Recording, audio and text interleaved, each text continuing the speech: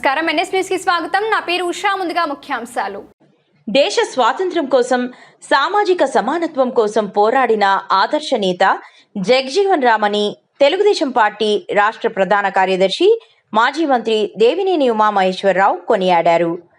జగ్జీవన్ రామ్ జయంతిని పురస్కరించుకుని గోలపూడి కార్యాలయంలో ఆయన చిత్రపటానికి పూలమాల వేసి నివాళులర్పించారు.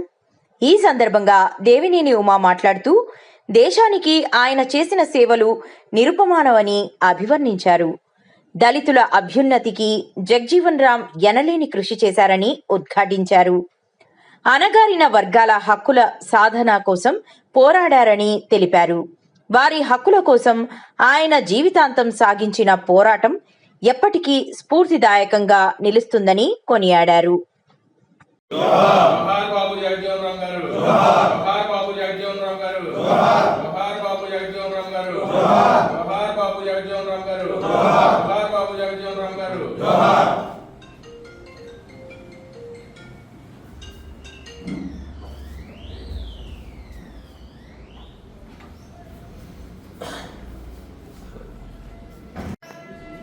దగ్గర 50 సంవత్సరాలు ప్రజా జీవితంలో ఉన్న మహోన్నత వ్యక్తి. బంగ్లాదేశ్ యుద్ధ సమయంలో కావచ్చు, పాకిస్తాన్ ఆహార శాఖ మంత్రిగా కావచ్చు, కార్మిక శాఖ మంత్రిగా కావచ్చు, రవాణా కమ్యూనికేషన్ మంత్రిగా కావచ్చు, రక్షణ మంత్రిగా కావచ్చు, నీటిపారుదల శాఖ మంత్రిగా కావచ్చు, ఆయన ఢిల్లీ క్యాబినెట్లో ఆయన నిర్వహించిన పదవి లేదు. భారతదేశ ప్రధానమంత్రిగా కూడా మొరార్జీ దేశాయ్ క్యాబినెట్లో కూడా ఆయన పనిచేశారు.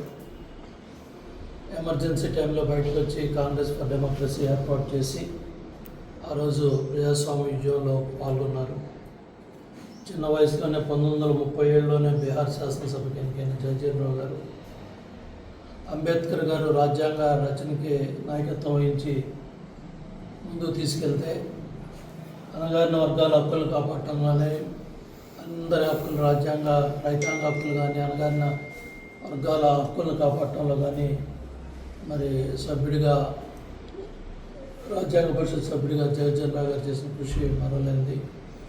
అట్లాగే అంబేద్కర్ గారి రాజ్యాంగాన్ని ఆయన కీలకమైన పదవుల్లో ఉండి అమలుపరిచే దాంట్లో జగ్జీవన్ రామ్ గారు పోషించిన పాత్రనే ఎవరో కూడా మర్చిపోకూడదు.